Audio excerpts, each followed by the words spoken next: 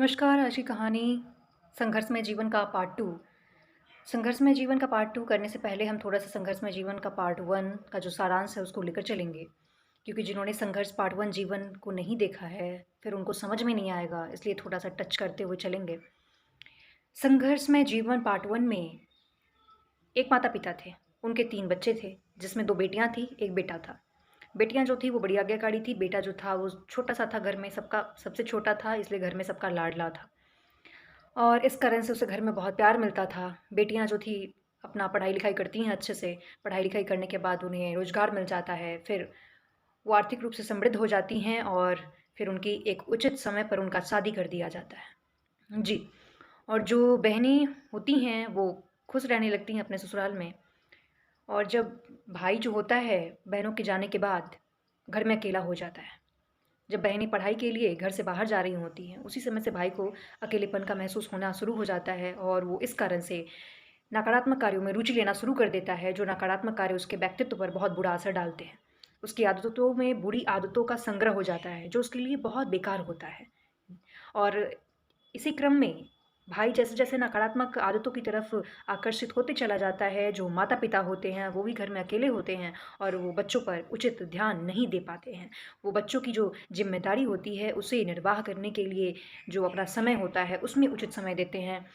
उनकी सारी ज़िम्मेवारियों को पूरा करने के लिए जो उनकी ज़रूरतें होती हैं, उनको पूरा करने के लिए जो उचित साधन प्राप्त उन्हें करवाने होते हैं बच्चों को, उसके निर्वाहन में वो पूरा अपना समय देते हैं और इस कारण से वो बेटा पर ही अपना संपूर्ण समय उसके प्रॉपर देख-रेख पर एक उचित उस पे नहीं दे पाते हैं। जिस कारण से क्या होता है वो बच्चा अपने बहनों के बाहर जाने के बाद राह से विचलित-सा महसूस करने लगता है अपने आप को और वो बुरी कार्यों में रुचि लेना शुरू कर देता है।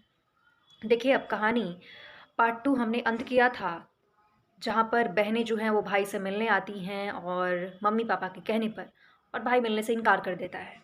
भाई मिलना नहीं चाहता है और अंततः बहनें जो हैं वो चली जाती हैं अपने ससुराल को।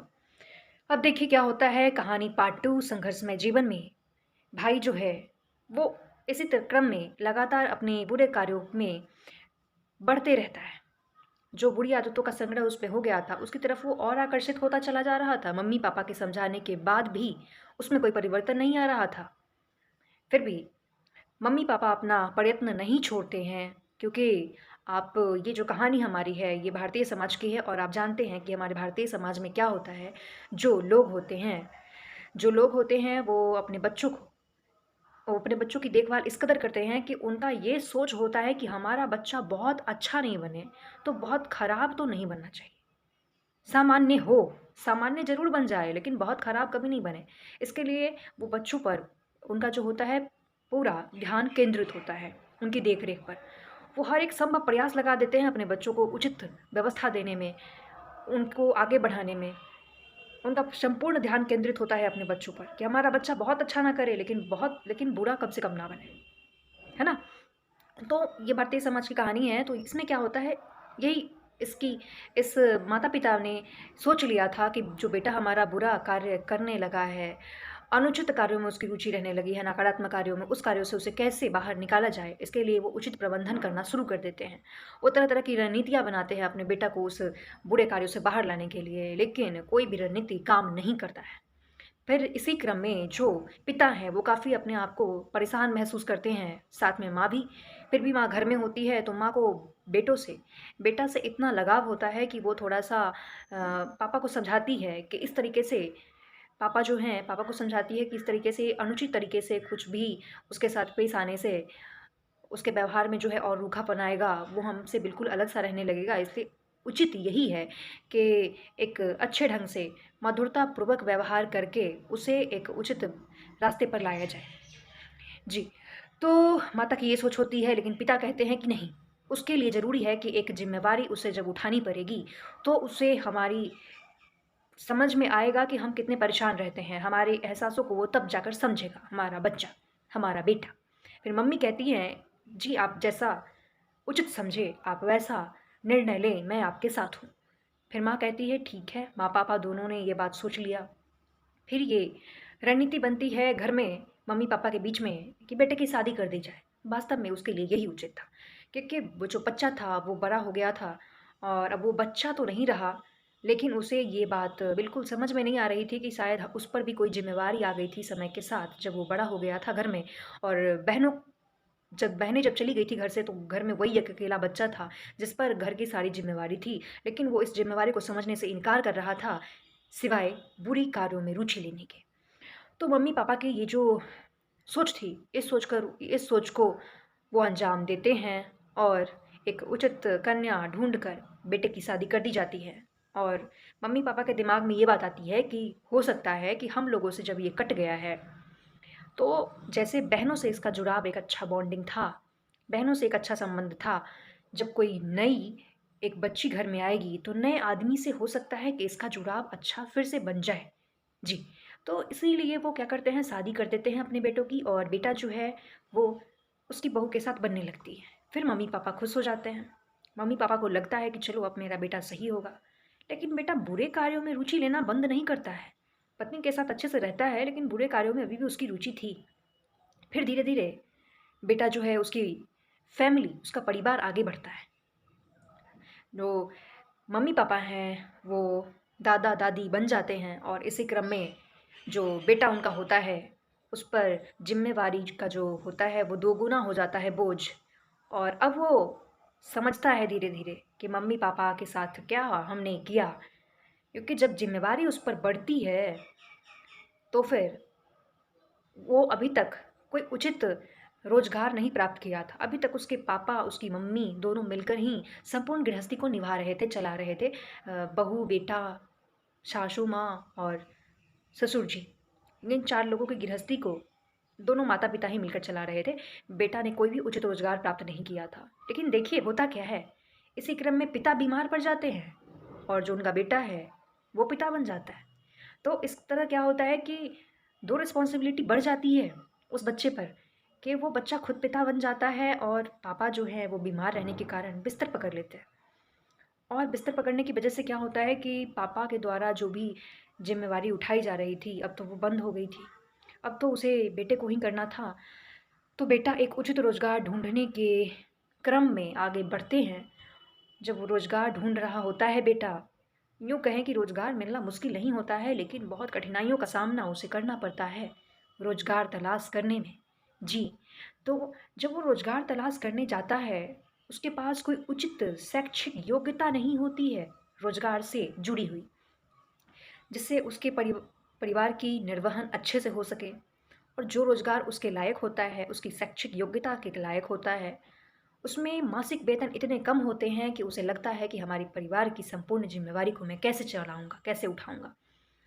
अब देखिए, बच्चा बहुत विचलित हो जाता है, फिर भी जब वो घर आता है तो पत्नी समझाती है कि जैसे रोज़गार मिल रहे हैं, आप उसे कर लीजिए, क्योंकि हमारे लिए अभी बहुत ज़रूरी है। बच्चे हैं हमारे, जो पिताजी हैं वो बीमार हो गए हैं, तो फिर उनकी भी देख-रेख करना हमारी ही ज़िम्मेवारी बनती है। लड़की बहुत अच्छी होती है, समझदार होती है, वो समझती है परिस्थिति को।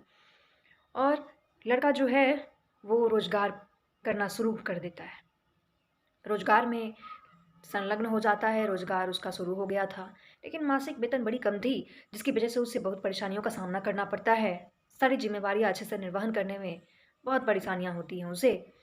और इस क्रम में उसे इस बात का एहसास होता है, जब वो खुद बहुत व्यस्त रहने लगता है, तो पत्नियाँ बार-बार, बार-बार उसे यह बात सुनाती है कि आप हमारे बच्चों को समय नहीं देते, आप हमें समय नहीं देते।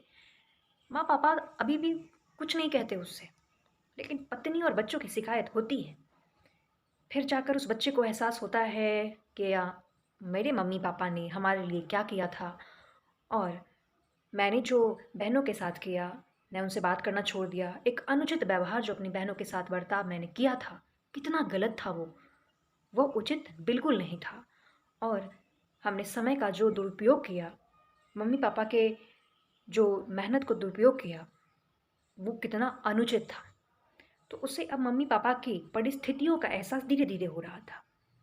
और एक समय ऐसा आता है कि उससे मम्मी-पापा की परिस्थितियों का एहसास अच्छे तरीके से हो जाता है। वो समझता है कि उनकी परिस्थिति क्या थी हमारे सामने, और मैंने उसे नहीं समझा।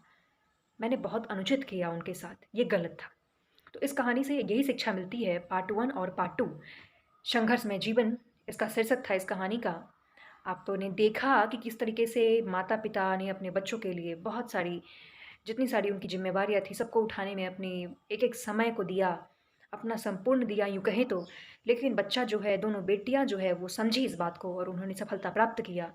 जो बेटा है, उन्होंने सफलता प्राप्त किया लेकिन उसे बहुत समय लगा, इसलिए सिर्फ़ क्योंकि उसने परिस्थिति को नहीं समझा। उसने संघर्षपूर्ण जीवन को समझा नहीं। संघर्षमय जीवन होता क्या है? अगर आपके जीवन में भी कोई परेशानी आती है, अगर आप किसी संघर्ष से जूझ रहे होते हैं, तो उस समय आपको घबराना नहीं है। अनुचित चीज़ों का, अनुचित लोगों का, नकारात्मक चीज़ों का बिल्कुल असर अपने आप पर नहीं पड़ने देना है, उनकी संगति में नहीं जाना है, सिवाय उचित उपाय ढूँढने के। लोग कहते हैं कि संघर्षपूर्ण जीवन बहुत कठिन होता है। जी, होता है, लेकिन उसके लिए जो इसे नकारात्मक तरीके से लेते हैं। अगर आप संघर्षपूर्ण जीवन को सकारात्मक तरीके से लेना सीख जाएँ, तो ये आपके लिए बिल्कुल भी कठिन नहीं है। ये बहुत अच्छा है। अच्छा इसलिए है, क्योंकि जब तक आप अपने जीवन में संघर्ष नहीं करते हैं, आप कुछ सीखते नहीं हैं। आपको मैं एक उदाहरण दे दूँ, मधुमक्खियाँ जो होती हैं, मधु बनाने के क्रम में उनकी यात्रा काफ़ी लंबी होती है। सुबह से लेकर रात तक उनकी यात्रा चलती रहती है मधु को इकट्ठा करने में और उसके बाद जाकर हमें शहद मिलता है, जो मीठा-सा होता है। तो उस मीठे शहद का परिणाम के लिए मधुमक्खियों को कितना ज़्यादा संघर्ष करना पड़ता है, ये आपने बिल्कुल अपनी आँखों से हर किसी ने लगभग लोगों ने इसे महसूस किया होगा, अनुभव किया होगा उचित इसका। तो ये होता है संघर्ष। तो संघर्ष से कभी हमें हार नहीं मानना चाहिए। संघर्ष बहुत बुरी चीज़ नहीं है, संघर्ष बहुत अच्छी चीज़ है। आप इसे सकारात्मक तरीके से अगर अपने जीवन में लेते हैं, तो आपका जीवन अच्छा होगा और बिना संघर्ष का जो जीवन होता है, वो तो जीवन ही नहीं है।